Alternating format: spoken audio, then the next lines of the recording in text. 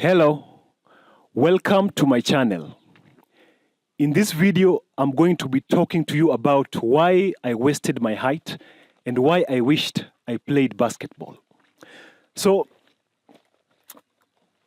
I'm 6 foot 3 inches tall. I don't really know if I would have played basketball, I would have made it to the NBA. First of all, making it to the NBA is relatively possible if you're born in a country. If you are born in a country that increases that, let's say, doesn't negate the odds of getting to an NBA, but actually improves the odds of getting to an NBA. And you are also supposed to be born into a family where, or let me rather say, you're supposed to be born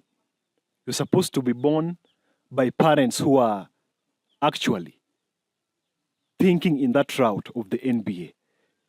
Because as for me, my parents didn't introduce me to basketball early. They actually told me to start playing basketball late when I was in high school, around 15 years old. So you get that at 15, it's almost impossible for you to get into the NBA. It's almost impossible. It's impossible unless you are, let's say, 7 feet tall. Those are rare heights. So they usually take you that height because they believe they can give you the skill. Because such height is rare. But for my height is very common. So you find that.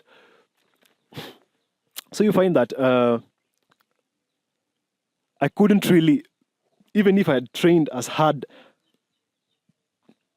as possible, I couldn't really make it because you find that the people who I'm competing against for slots in B teams or in these national teams worldwide, these are guys who started training when they were 3 years old.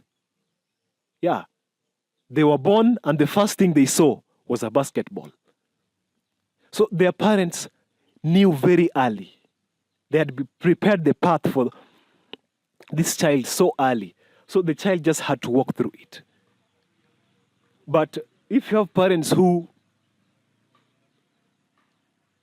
just sleep around, and not sleep around in that sense of promiscuity, but in the sense of intellectually, they're not, let's say, well informed, and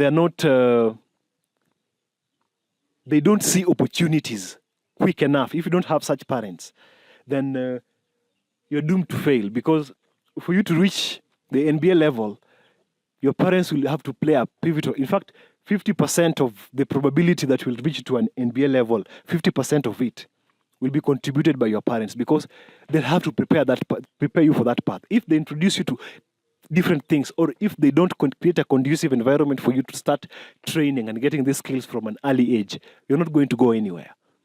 So those are the kind of problems I think I faced, and those are the kind of things that prohibited me from reaching the NBA, but I really wished I did. So even if I wanted, I can't really take the blame, because I believe it's my parents' fault. Yeah, it's their fault. Because at 3 years old, I can't be responsible. For you to reach NBA, you must start training at around 3 years old, 4 years old, 5, going forward. I know a 3 years old cannot do much with the basketball, but at least he can start touching it, falling in love with it. You see, he's growing while seeing things related to basketball. So when he grows up, the passion for basketball will have been built long before. So showing up and working hard won't be a problem, because that is the only thing the child knows. You get? Because I believe a child is born with an empty brain.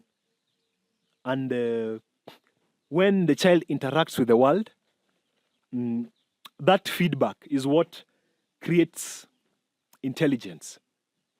That feedback that the child gets from the world is what creates intelligence. That's how intelligence is created. So you get that if the child is interacting with basketball a lot, he becomes more intelligent in the world of basketball. 5 years from, if he starts training 5 years early, the people who started training 5 years later than him will never catch up. So even if they're competing for a slot, he will be the chosen one. He'll be the one he or she will be the one to get the slot. So you find that if you start training late for you to get that opportunity, you have to be 7 feet tall and 7 feet and above tall. But if you're less than that, you have to have tremendous skills because your height is common. You get? So the point here is that you have to have something that is rare to find, that is rare for them to find, and they need it. That's the only way they'll take you. They can't take you if you have everything that everybody has. Yeah. So you're not special at all if you have everything that everybody has. So scarcity creates value.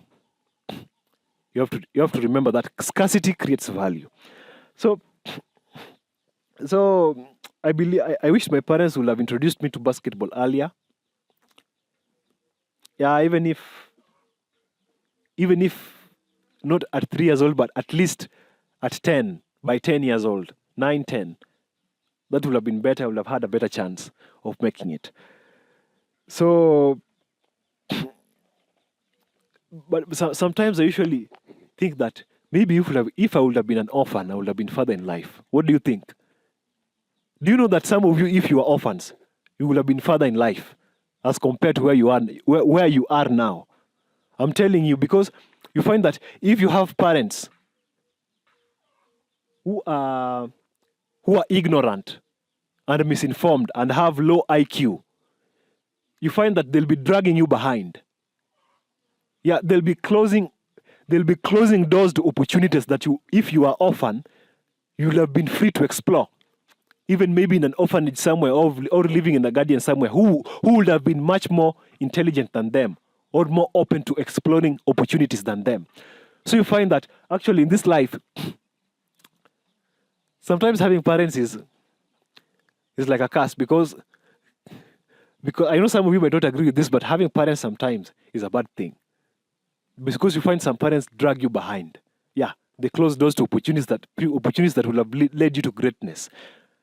And you find that if you are living with a relative or a guardian or in an orphanage somewhere, that opportunity you'll have been allowed to exploit to the fullest capacity of your ability. And you'll have achieved greatness. So, I believe some orphans, some orphans are blessed because the fact that they're orphans is actually a blessing. Yeah. Did you know that? Actually, some orphans are more blessed than you who has parents. Because you find that your parents are dragging you behind, but them, they're free to explore whatever they want to. Yeah. And you know when you're living with your parents, you're supposed to do what they tell you. Otherwise, they're going to throw you out. So if they tell you to stop training basketball and focus on books, you'll have to do that. Otherwise, they'll throw you out. And that's how you've basically failed in life because you haven't capitalized on your talents. You're supposed to compete on the things that you're good at. That's the only way you can make competition irrelevant, because competition is a business killer or an opportunity killer. If you're the best at something, if you're talented in something, then you train on it, you'll be the best at it.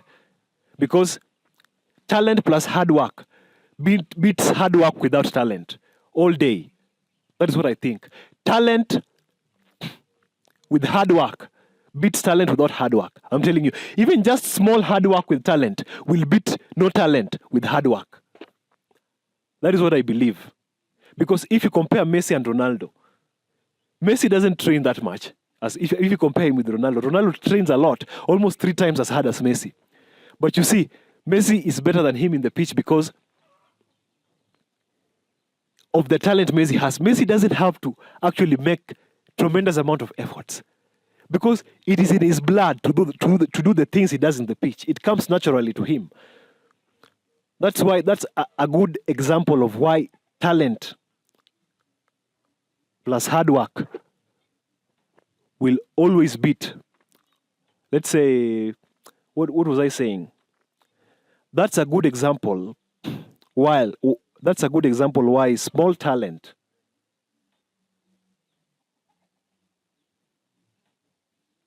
So so that's a good example why small hard work with talent will always beat hard work without talent. That is what I believe. So sometimes our failures in life usually comes as a result of our parents, and I believe as a man growing up, if you see something and you believe in something, go for it. Don't listen to what anybody says, because they won't be here forever. You will remain alone in this world while all of them will be dead. So you'll remain alone in this world to feed yourself. So always capitalize on what you feel is right, or what you feel you're talented in, or what you feel you want to do. So that is what I believe people should be doing. And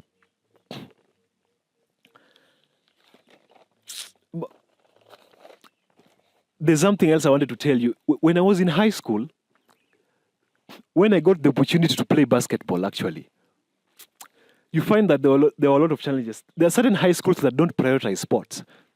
You're also supposed to be in a school that prioritizes sports. Because if you're in a school that doesn't prioritize sports, you'll only be given 2 hours to train. You'll be given 2 hours to train, and for that 2 hours, it's not enough. It's not enough to reach NBA level. So at the end of the day, you'd rather just focus on books and let it go, because you'll basically be wasting your time. Because if you want to explore an opportunity, you have to go all in on it. You can't be doing something part-time. 2 hours, then you call it a day. What is that? So you find that some schools don't prioritize sports. They only give you 2 hours to train. And even that 2 hours, you find that a teacher has extended and taken part of the that 2 hours is during the game's time. So you find that a teacher has extended his or her lesson and taken part of that game's time. So you're left with, let's say, 1 hour, 30 minutes to train. You'll never go anywhere with 1 hour, 30 minutes to train. People are training 5-6 hours a day. You're training 1 hour, 30 minutes. Where do you think you'll go there? Where do you think you'll go as compared to them? What are the chances you'll be better than them? The opportunities are slim. You're fighting for the same opportunities, for the same slots in the NBA team. So what are the chances you think you'll be better than what are the chances you think you'll be better than them? It's almost slim. So I believe you're supposed to be, your environment, the challenges you face will also determine whether you'll be successful in this NBA thing, reaching NBA level and becoming successful in basketball, even if you have height. The challenges you face, people face different challenges, and overcoming them is quite difficult. Some you cannot overcome, you'll have to deal with them, but all in all you can do is to try your best. So what is the solution to this? Well, my solution to this is this. So what I'm going to do, I'm going to make sure that I never waste this height ever again. So I'm going to marry. What I'm going to do, I'm going to marry a tall lady. A very tall lady. A lady who is as tall as me. So when I marry a tall lady, I believe we're going to give birth to children. And if we give birth to, let's say, 13 children, I believe not all our kids will be short. Most of them will be tall. So these tall ones, because if I marry a short lady, I'm decreasing the odds of me having tall children. But if I marry a tall lady, yes, we might get short children, but at least I'll be increasing the odds of getting tall children. And once I get tall children, let's say like boys and ladies, I'll make sure I create a conducive environment for them to invest in sports, because they'll be either as tall as me or as tall as their mom. So you find that I'll create a conducive environment for them to train in sport, especially basketball, so that once they're 18, they'll be able to survive on their own using their talent and sports, instead of going to school for almost 5 years, 30 years, then coming back to hustle like somebody who never went to school, doing jobs that don't even make sense, jobs that dropouts should be doing, jobs that people who never went to school should be doing.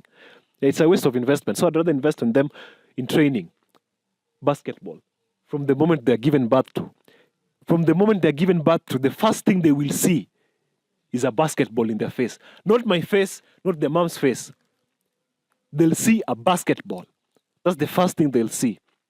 Because that is what will feed them for the rest of your life. So once they're 18, the tall girls and the tall boys, my children who are girls and boys who are tall, they will be good enough to be able to train. They'll be good enough to be able to play for these NBA teams.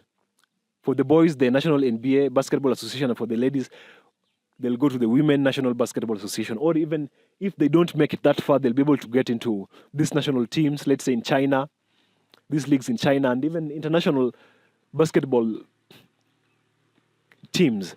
And at least that will be a much better life for them, rather than going to college, studying, to come out here and to hustle. And get into the rat race of a lifetime. Get into the greatest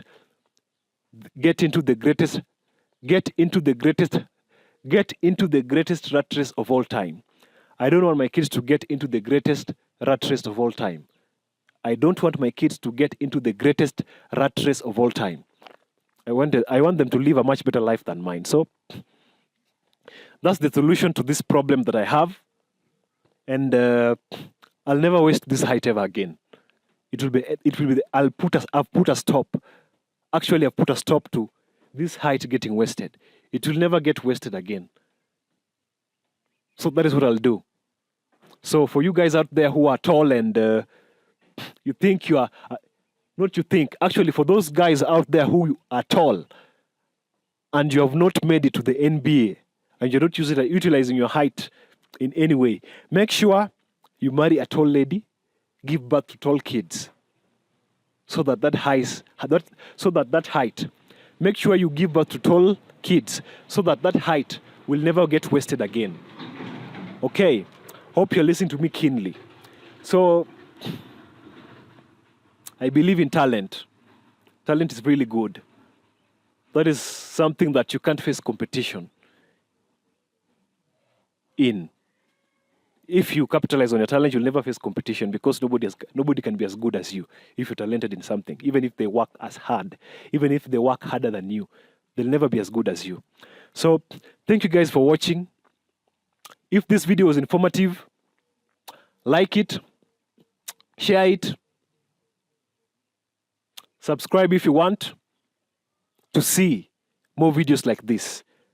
And for those who have counter statements, for those who have statements to counter my viewpoints, let's meet in the comment section. Let's see you in the next one. Let's meet in the comment section. See you in the next one.